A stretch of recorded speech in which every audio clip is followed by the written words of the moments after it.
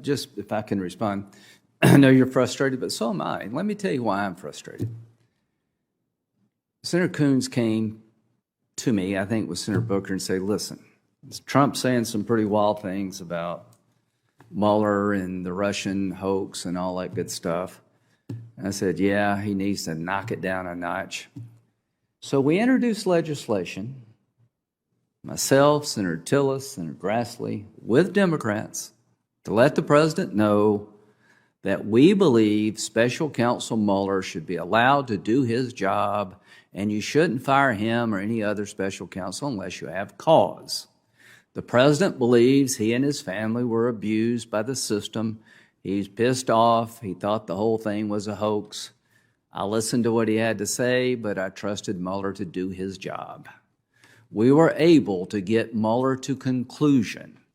Now, once we find out that the Mueller investigation was run by people who hated Trump's guts, dripping with partisanship, nobody seems to care.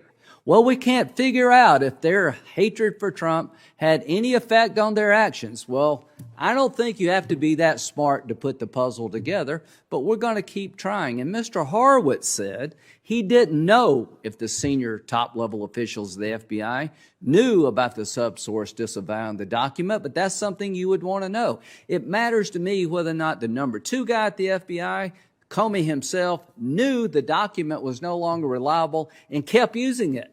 And you can't answer that question. None of you can. But I'm going to get the answer to that question. And I want to find out why they kept going after Flynn when everybody who'd looked at Flynn said he shouldn't be part of Crossfire Hurricane. We're going to have to do that by ourselves. Y'all could care less. This really says a lot, I think, not good about this committee.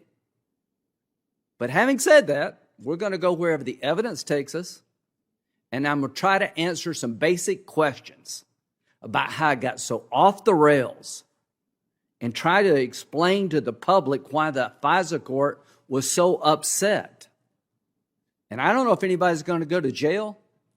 People went to jail in the Mueller investigation. Well, I think there's some people who are real good candidates for going to jail for manipulating the FISA application process and abusing the rule of law. So we're going to keep going. And the reason I'm doing this, you've made it abundantly clear you don't agree with what I'm doing. You think I'm in Trump's pocket. I get all of that. It's not lost on me of what you think. And I'm sad because I like you all. But to expect me to punt, you can forget it. We're not going to punt. We're not going to have a rule of law for Republicans and a rule of law for Democrats, where it's okay to turn the Republican nominee's life upside down.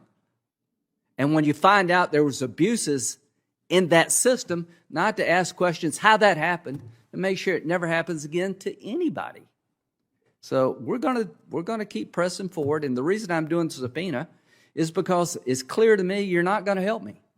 And it gives me the authority to do what I think I need to do. And Senator Lay, in 2008, I'm going to introduce for the record your subpoena motion is virtually exactly the same. You'd come to conclude that there were times when the Republicans wouldn't go where you wanted to go on torture. And you were right, because every Republican voted no.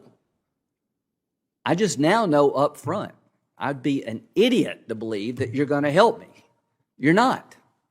And you can fight. And if you want to hear from Mueller, we'll hear from Mueller. You want to know why Flynn's case was dropped? I want to know too. I promise you they'll have to come in here and answer that. But off we go. Senator